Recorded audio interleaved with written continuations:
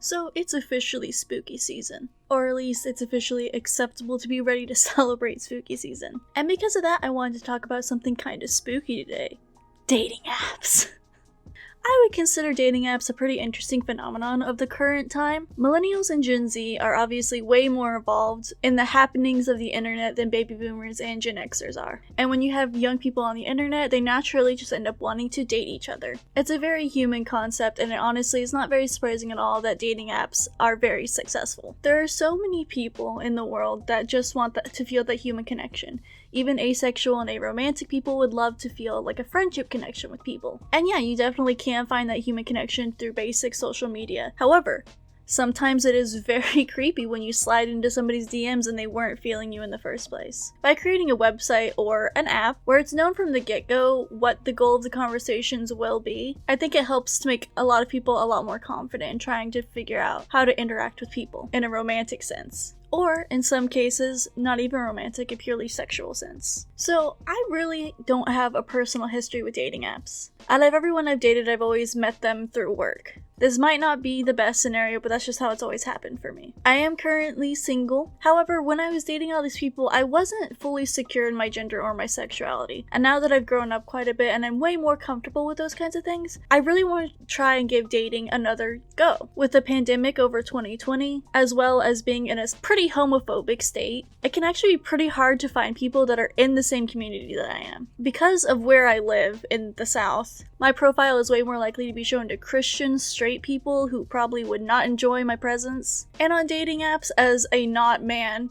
you always run the risk of men being fucking weird. And so I wanted to run a test to see what dating app would be the best for a person in my situation. A non-binary pansexual person. I picked out 8 different dating apps to try and gauge which one would be the easiest for somebody in my situation to use. I don't really have a ranking system or anything because they're all pretty much the same basically, but I did kind of want to talk about like the differences between them, which ones I liked, which ones I didn't like, how specifically LGBTQ plus apps differ from the ones that don't specify that they're for LGBTQ plus people. And after going through these 8 dating apps, I wanted to see if I ended up with a big titty goth girlfriend in the end. Spoiler alert, I did not. Turns out it takes more than a week on dating apps to find somebody you actually care about and enjoy and would like to go on dates with. The dating apps that I chose to go through were Her, Hinge, H.I.L.Y or H.I.L.Y, Jigsaw, Iris, Bumble, Zoe, and Taimi. I'm not 100% sure how to pronounce this one. I didn't do Tinder because we all kind of know how Tinder works. I did not do Grindr because I'm not a cis man and I feel like that's kind of for cis men.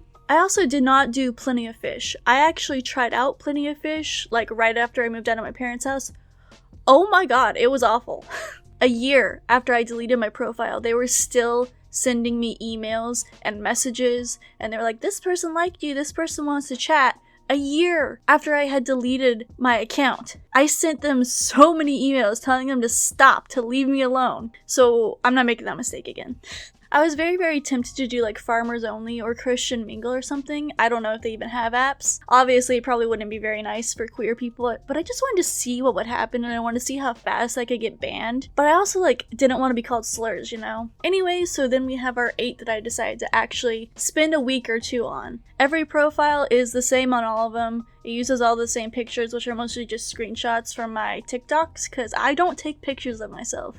I don't know what kind of past trauma would make me not want to take pictures of myself, but I just never do. So I mostly just took a bunch of screenshots from my TikToks and I was like, that's close enough. I did take one picture, but I was in the car, so it's at a weird angle, and also I couldn't flip it. If the app gives me the ability, I will connect my Spotify. I 100% want people to know that I've been listening to Planetary by My Chemical Romance on repeat for a week. For prompts, I tried to pick around the same kind of prompts. For example, for Two Truths and a Lie, I always say, I don't like hamburgers, I was homeschooled, and then a lie. Also somewhere on my profile, I always say, if you like anime, please skip over me. And I always explain why. I don't like anime. It's not for me. I don't care if you do, but also I feel like if you like anime, you should probably be with someone who also likes anime, who can spend time enjoying that with you.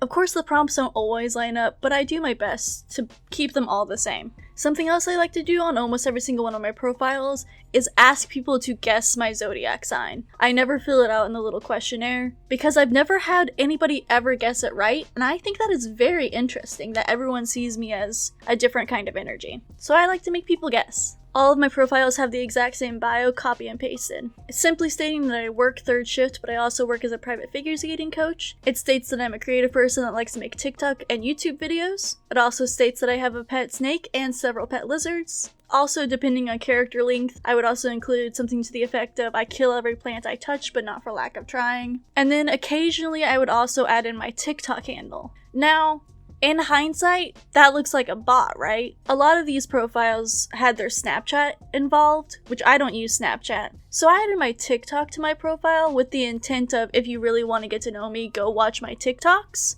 In hindsight, I can see how you would assume that was a bot. In fact, I got banned almost immediately off H.I.L.Y because of it. I did not get to try out H.I.L.Y. They saw that I had my TikTok in my bio and I got banned. So no conclusion here other than, goddamn, didn't even give me a warning. Another one that I've been having a lot of trouble with is Bumble.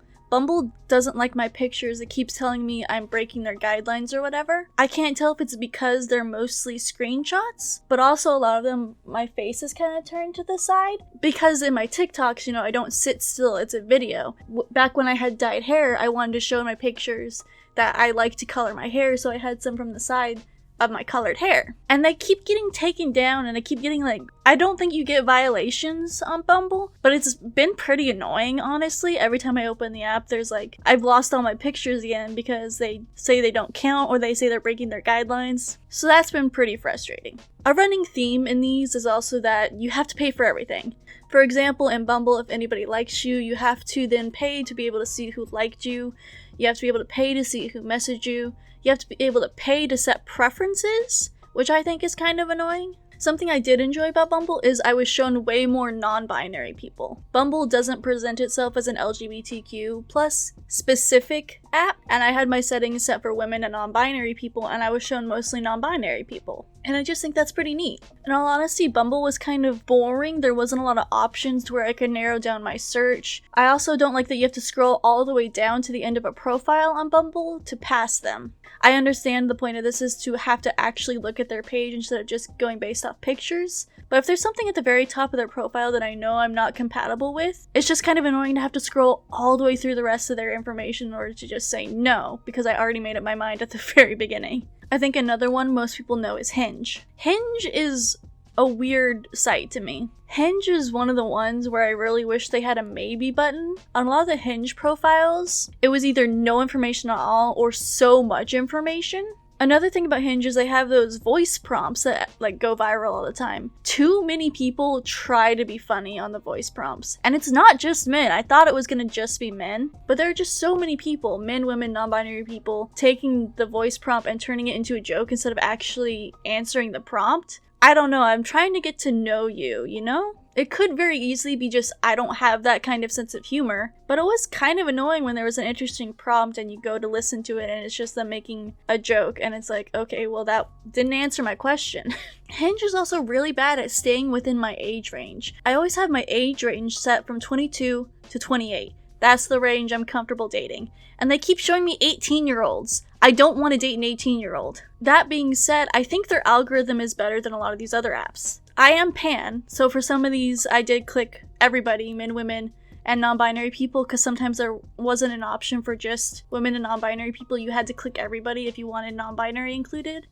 Hinge is one of the ones where I clicked I'm interested in everybody. And I think the algorithm pretty quickly picked up that I was not interested in men. After I got rid of 3 or 4 men, it just has only been showing me non-binary people and women now. So I would say their algorithm is a little bit better. I think their prompts are kind of boring. Another thing that's very annoying about Hinge is there are so many profiles on there that have one-word answers to the prompts. I don't know why Hinge specifically has this problem, but it seems like these long, sometimes 2 or 3 sentence long prompts get one-word replies. What's the point of even answering the prompt at that point? For an LGBTQ specific app that I think a lot of people heard of is Taimi, Taimi. I don't exactly know how to pronounce that, but it gets advertised a lot, so I feel like some people have heard this one. This app fucking sucks. I hate this app so much. I think it's a dating app that people are using as a hookup app. I don't know, this app sucks. You have to pay for everything. You have to pay to see who liked you.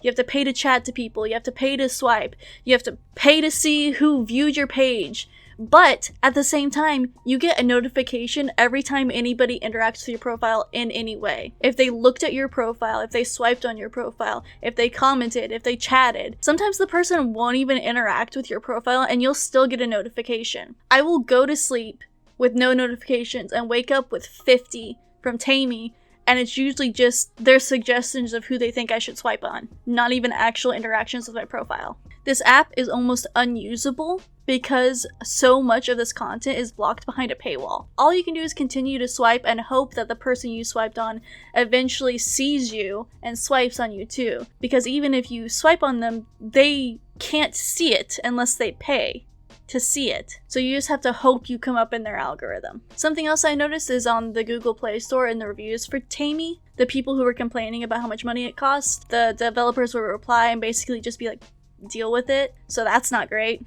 Of course, it was way more professional than that, but they were basically like, that's just how it is, and that's not great. Anyways, this app fucking sucks. Get it off my phone immediately. Stop sending me a bunch of notifications for something I can't even see unless I give you money. So I also downloaded a lesbian-specific dating app. Yes, I am non-binary, and I use they, he pronouns, so I feel kind of uncomfortable going into lesbian spaces. At the same time, however, I know some lesbians are inclusive of non-binary people, so I figured I might as well try it out. Zoe was hard to use. Compared to so many of these other apps, it seemed very unfinished, almost unpolished. There wasn't a lot of options. You couldn't really filter down who you wanted to see. When making your profile, you couldn't put in very much information at all. And even the swiping feature seemed almost like delayed and lackluster. This app also is one of the ones that you have to pay to see pretty much everything. You want to see who liked you, you want to see who chatted at you, you want to see who viewed your profile, well, you gotta pay them $37 a month, I think it was. A lot of money. This app was hard to use, I didn't like the user interface at all, and it was too much fucking money. Not great. I didn't spend hardly any time on this app at all because I didn't like it that much.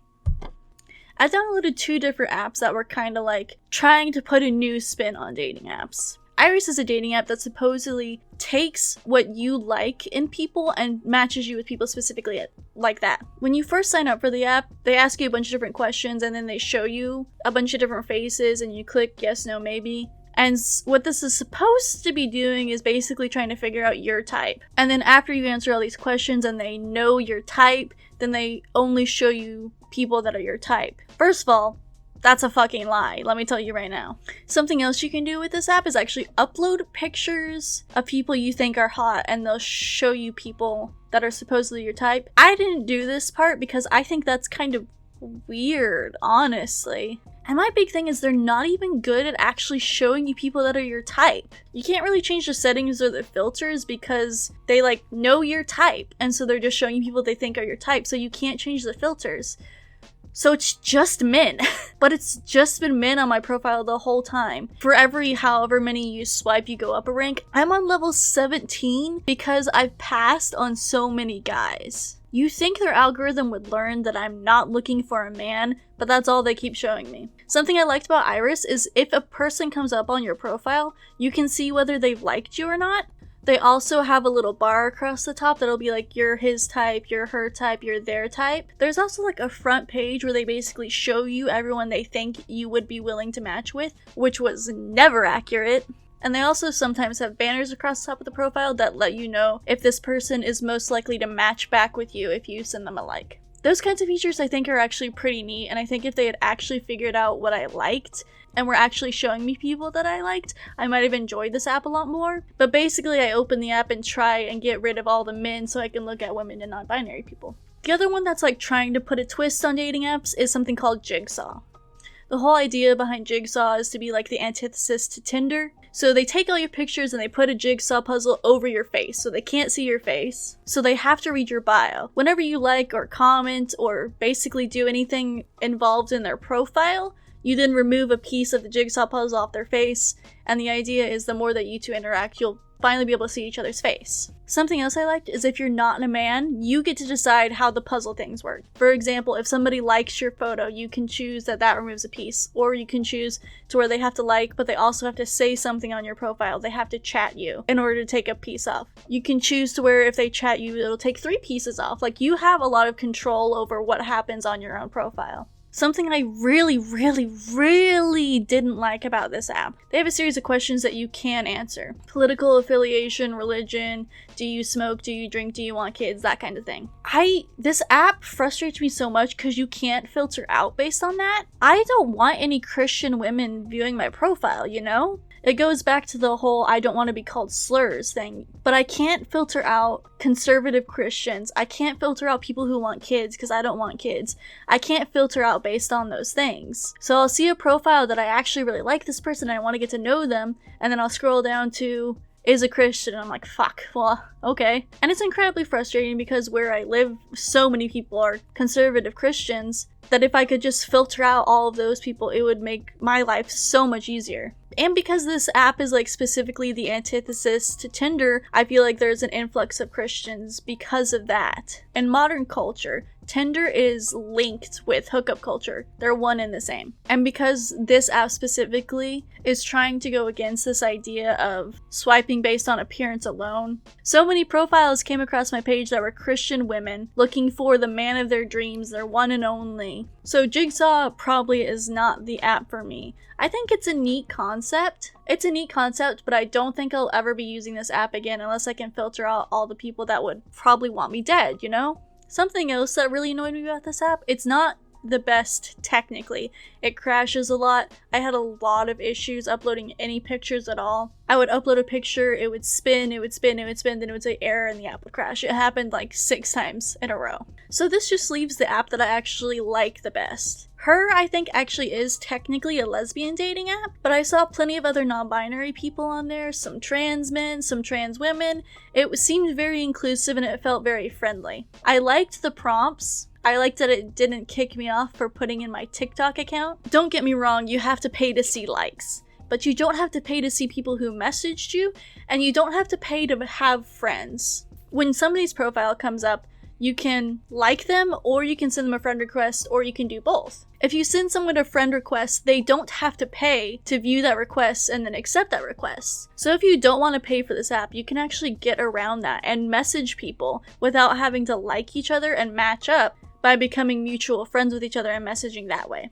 Her is another one that sends way too many notifications, however, so I had to turn my notifications off like the first day I had it. It's very similar to Taimi, where it's like everything gets a notification to your phone, even if it's just the app giving you a suggestion of who they think you should match with. This person has not viewed your profile, they have not liked you, they have not sent you a friend request, but they think you'll get along, have a notification.